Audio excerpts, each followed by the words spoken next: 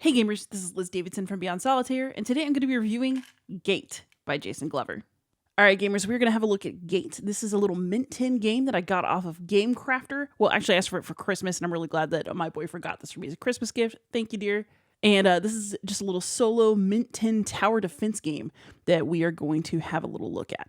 So here it is all set up for a solo game. The rules are actually just on these little cards, which I have mixed feelings about. We'll talk about that in final thoughts. But essentially, we are set up for play. This is a deck building game in which you're trying to survive 3 waves of 3 monsters each. There's not too many monsters because it is just a little Mint Tin game, but there is still a lot going on, as you'll be able to see. Here we've got our little estate all set up for us. We've got the farm, which is going to give us some purchasing bonuses for as long as it stands.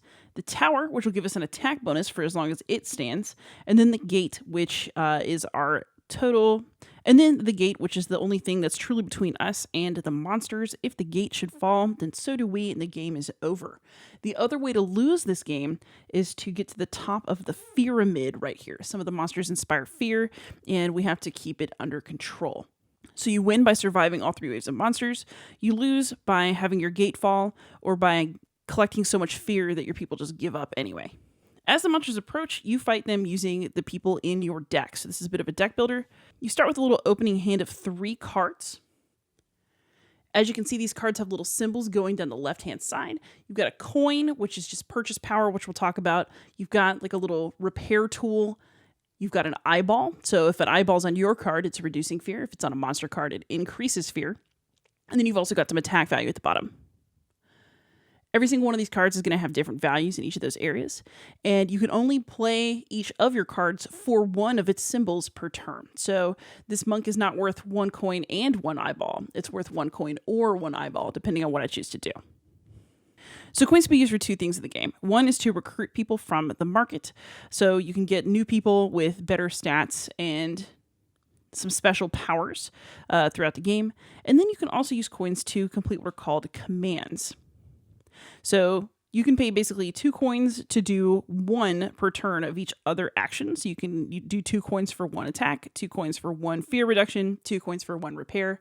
Or you can pay 1 coin to wipe this market and bring out new cards, because sometimes you get kind of a glut of expensive stuff or things you don't want. So there's a way to kind of cycle that market. Repairs allow you to bring these dice values up, so you definitely want to be doing that, keeping your stuff healthy. Eyeballs, as I mentioned, reduce fear on the pyramid, and then attack values are attack. On every turn, we're going to get monsters who also have some stats. So for example, this spider has 3 health. He's going to attack the gate for 1, so there's different symbols telling you what the monster is going to attack.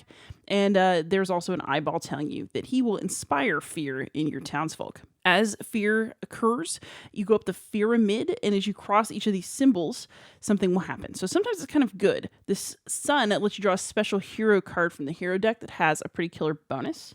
But, this farm symbol or this tower symbol or these gate symbols represent extra damage that's done to you. So you got to be careful about managing fear on the pyramid. You kind of want to retreat and go back over these sun symbols a couple times, but you also don't want to let it pass over things that are going to damage you or get to the top. The other thing is that you don't actually have to kill every single monster that comes your way. They're essentially going to spend about 2 turns out here on this row. And so the spider will spend 1 turn in this spot, 1 turn in this spot, and then another monster will come out.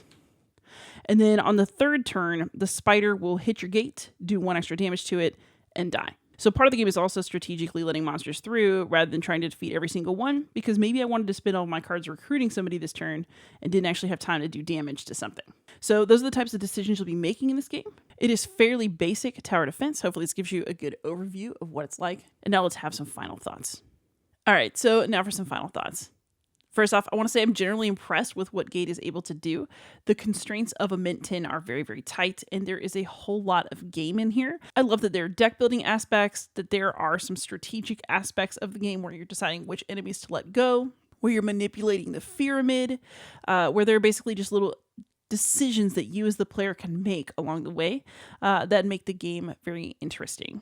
That said, even though the Mint Tin constraint is something that is impressive in its way, I also think it's a gimmick that we could have got rid of, and that Gate might be a better game for it, because I think it's a really, really great game. I like this idea of like a deck builder tower defense game.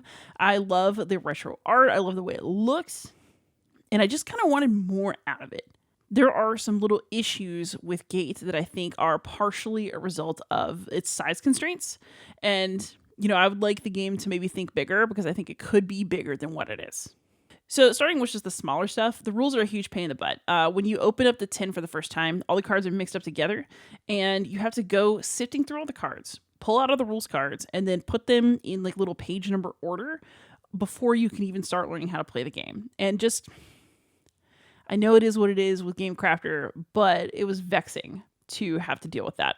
And that mint tin constraint also meant that there were just fewer monsters, that your deck options were going to stay small, that, everything just seemed like there could have been a lot more variety and a lot more excitement there. And I'm aware that there is an expansion to Gate called Gates, and I might pick it up actually because I'm impressed with what the game was able to do, and I'm interested in playing it some more. I just think that it has a few issues. So when it comes to larger gameplay issues, I think the biggest one is those hero cards. So manipulating the pyramid is actually kind of fun. I actually think it could be more fun if there were space for a little more complexity with it, but it's fine as it is. The main thing is that the hero cards, because you don't know what they are when you get them, and then you have to play them the turn they come up. Sometimes they come at times when they're really, really useful, and then other times they come at times when they're just totally worthless, and so they clog up your hand and don't do anything for you. So they actually hurt you, even though they're supposed to be beneficial. So there have been times when I didn't need any repairs, but I got the engineer who has no other stats except that he gives 4 repair. And if you don't need any repairs, not only does that hurt you because you don't get to use that power at a future time, but it also hurts you because that third card, even a starter card, would have been more useful than that because, at least the starter card does something, even if it's not exactly what you want. And so I think the hero cards are a major issue. One that I felt either made the game too easy if they came up in a really good order, or they made the game too hard or frustrating if they came up in a bad order, and there's no real way to control that. The other main thing is, again, variety. There are just so many limitations on the number of people that can be in the deck and the monster combinations that you can come up against that the game starts to feel just a little bit stale, a little bit too fast, which is unfortunate because I actually really, really dig the gameplay and the structure of the game. It's just that before long, it's like, oh yeah, there's the Skelepede again.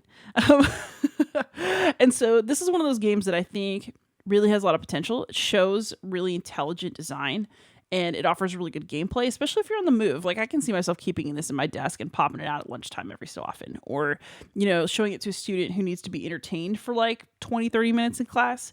This game is perfect for that sort of purpose. But for a long-term hold in a solo game collection, I'm not really sure. I'm going to need to try Gates to find out. But kudos for a really good design. And kudos for so much thought into a game. I just think that the mint tin constraints might have been a little too constraining for a game design that maybe needs a little more room to run. So thank you so much for watching. I hope you enjoyed this video. Please like, subscribe, comment. Give to my Patreon if you're feeling generous. Thanks to it, I'm using a new camera and a new microphone that I'm just kind of learning how to use everything. So thanks for your patience. And most of all, happy gaming.